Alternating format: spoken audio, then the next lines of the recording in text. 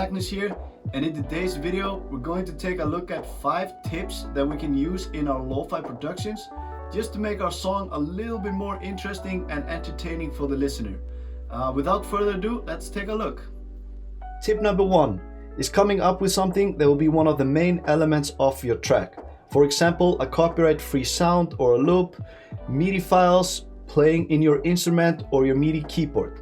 We're going to start with samples, but I've got Splice loaded up, which is probably the most popular site to get copyright-free samples. As you can see here in Splice, I can just type, let's say guitar. Let's say I'm looking for a guitar sample. Looks like I've downloaded a bunch. You can also get new ones, whatever you prefer. I'm going to drag it into my Logic session. So let's listen to it.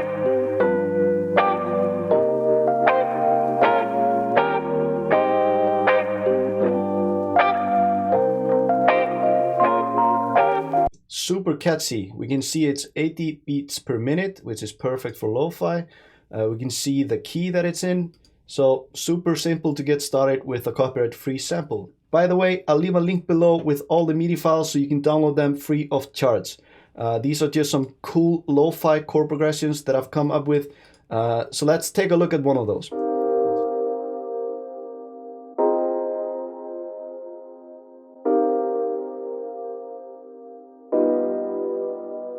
I can already see something cool coming out of this. Let's try another one.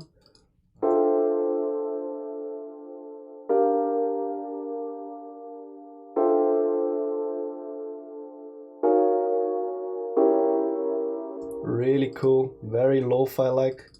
Obviously we would make it a little bit more gritty to get that perfect lo-fi sound, but these are just some examples. Let's listen to this one.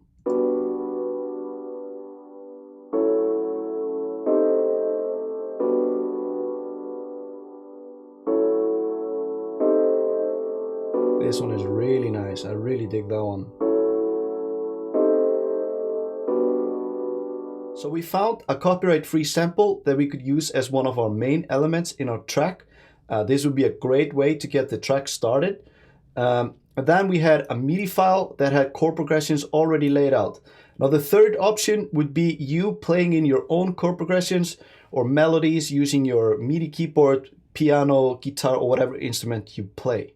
So tip number 2 is making sure our beat is really good. There are a few different ways that we can use. The first way is just throwing on a sampler. Logic has this sampler over here. Ableton also has a really nice sampler. Logic really stepped up their game in one of the latest updates when they brought their new sampler. So what we can do is we'll just throw some stuff in the sampler. Let's put on a snare. Let's put some hats. And then we can just simply play it in on our MIDI keyboard. Just to give you an idea. And then what we can do is we can separate by note pitch. So you'll get it all on individual tracks. So if you need to make some edits, if you need to mix it in any certain way, you now have all the tracks over here. And what you can also do is you can mess around with the sample in the sampler, which is really cool. Another cool thing we can do is use a plugin like l.dre Beat. There are a bunch of plugins like this out there. l.dre Beat is kind of old school, but it still works. So we can just load up a drum kit, or you can put in your own drum kit. So we've got something loaded up over here. Let's just put some kicks down. So I'm just drawing it in again, and then we can find the snare. And then we can just play it.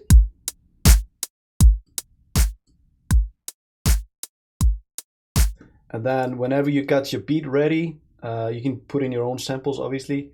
You just drag this pattern over here, and drag it in. And then same thing, you can separate by note pitch if you want to do that. And we can just play it in. Or draw it in. Cool thing with this is once you have it on a MIDI, like in the sampler or in the l.dre Beat or whatever, you can go into the actual track, and we can go here into function, midi transform, and then we can humanize it. So we'll just select everything, and if you look over here, we'll humanize it, meaning it sounds like a person actually played it. So I selected it.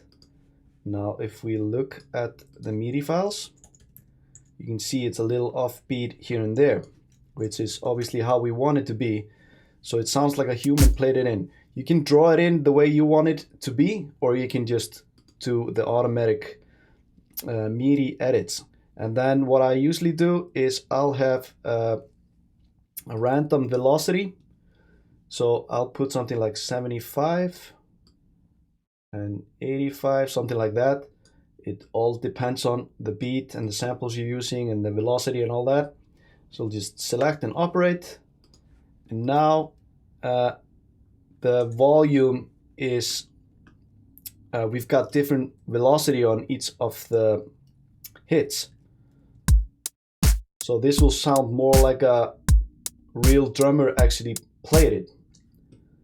So Ultra Beat, pretty cool. I don't use it actually, but I like to play it in with the sampler rather. Another thing you can do is simply drop a drum kit on your track. Logic has really cool drum kits in my opinion. They sound pretty real. And sometimes when I like to fill my song up with something, I'll put like a drum kit, Logic drum kit shaker, or use their hats or claps or whatever. So really cool to be able to drop the Logic drummer on. So the last option is simply drawing it in, like I've done over here. Let's just take a quick listen. So I do this all the time actually because I have a lot of control over the samples this way. However, I also like to play it in sometimes just to get that natural feel.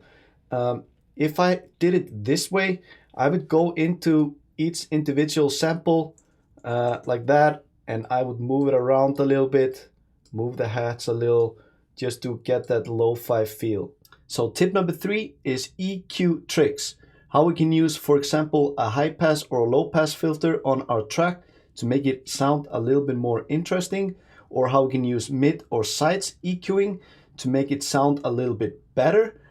Without further ado, let's take a look at this track that I've loaded up. Let's listen to the intro, and then we'll discuss the EQing that we did on the track.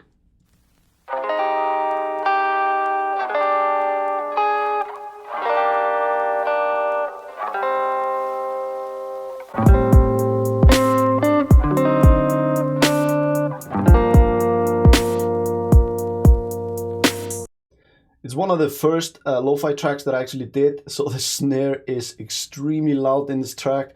I never would have done it like that today if I got the chance to do it over again. Anyway, we're here to look at the EQing. So let's put an EQ on the track. So this is basically how we did it. In the beginning, we are using a low cut frequency and we are boosting it up. So we've already done this in the track, so we're just going to do it again and exaggerate it a little bit. So if you listen now.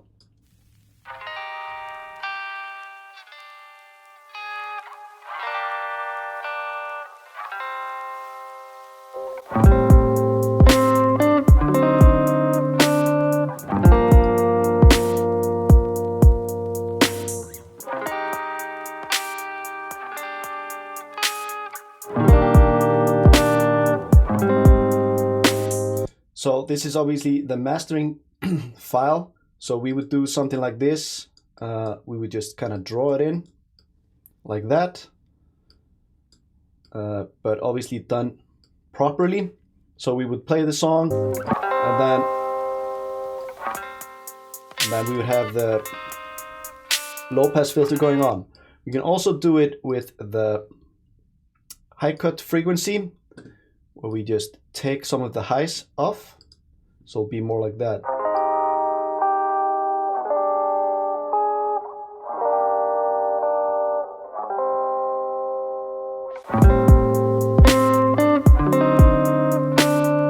And then again, we would just draw it in, so it starts like that.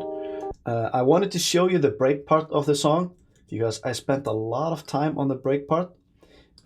Basically, I took a guitar that was playing chords and piano melody, Rhodes melody, and I took a lot of the high frequencies of the track in the break part.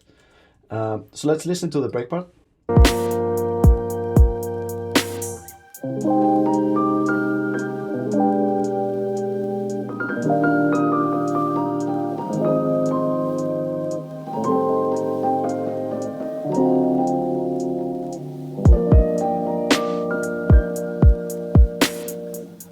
And then we brought everything back in. So in this part, took a lot of the high frequencies out, except for the main piano. Yeah, we took high frequencies off the main piano, but not as aggressively as the other instruments. The piano in this part is actually one of my favorite, let's say, melodies that I've made. I really like the piano. Let's listen one more time, and let's focus on how the high frequencies go down, and then they come back in this part over here. So one more time. So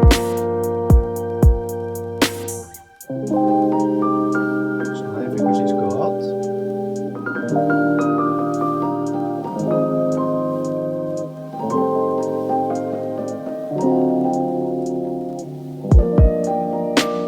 And everything comes back in now. So another thing we might do with our EQ is we might put on an EQ over here, and we are messing with the bass. So let's listen to the bass.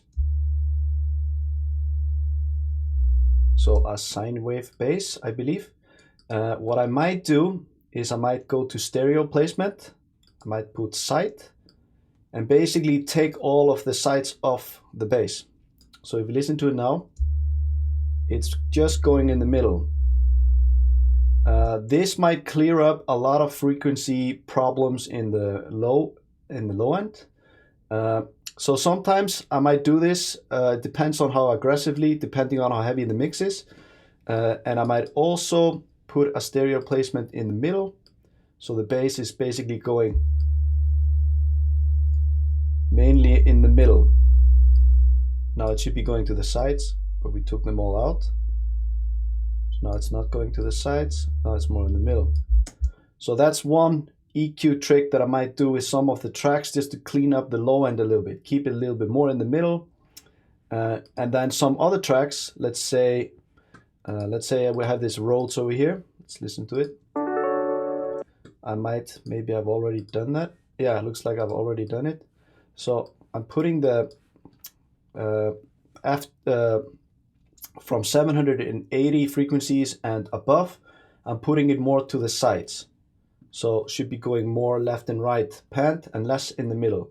Could take it like from the middle. So now it's going more in the sides. I go like that. Now it's going more in the middle. Sides. So if I put the Rhodes, this instrument, to the sides, keep the bass in the middle and the kick in the middle, and then I might have another melody over here. And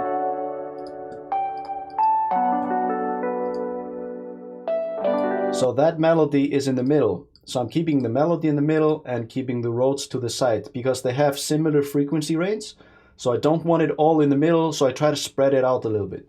So another cool trick using the EQ mid sides. So tip number 4 is sidechaining. I use sidechaining a lot in my tracks, especially with kick and bass, but a lot of the times with other instruments as well. So if I have a whole note chords, so let's say violins, or I have Rhodes or keys or whatever it is, sometimes I sidechain that as well. It gives a pretty cool effect. So in this track, I've already sidechained in this track.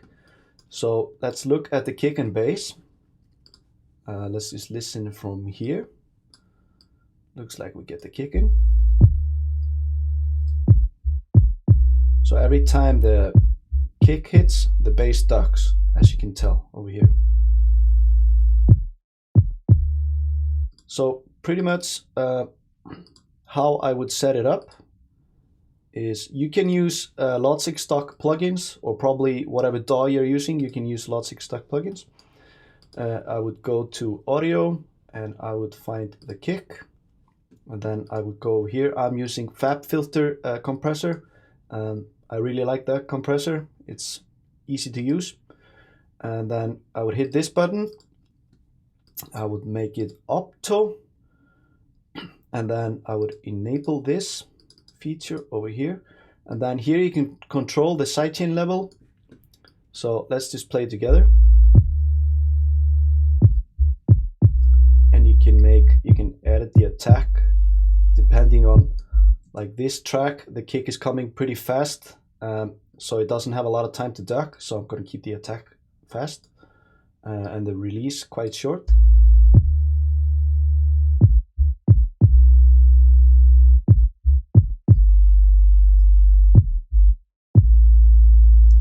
So yeah, one way to sidechain your track with a kick and bass. I might also, let's say if I have Rhodes over here, I might put another sidechain on. I'd go over here, put the kick. Let's do all that stuff again. Opto, sidechain level, let's just make it aggressive. We're not gonna mess around too much this time. Let's just make it pretty extreme. So let's see what happens.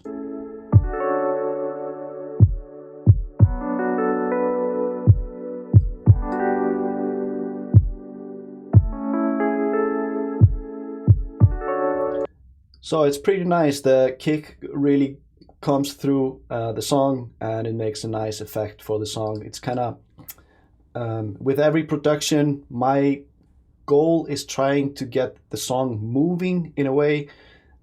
So this really creates a nice movement to the song to have the sidechain feature going on. So tip number 5, and the final tip today, is using textures, Foley, and effects. It's really important in lo-fi production to use some of those to make the song a little bit more interesting. I've got Splice loaded up over here, and I've got some textures and Foleys that I'm going to show you that I've downloaded.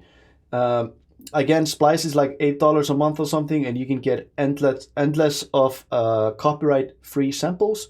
There's a bunch of free ones as well, obviously. So let's just take a look at a few. So for example, I have this song over here.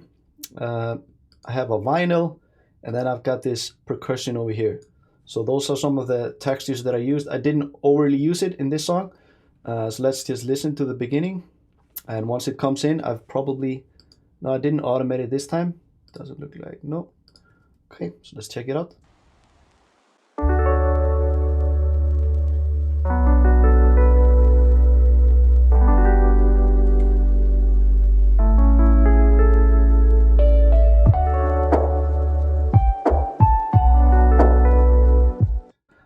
This is obviously, since we've been messing around with the tracks, it doesn't really sound well.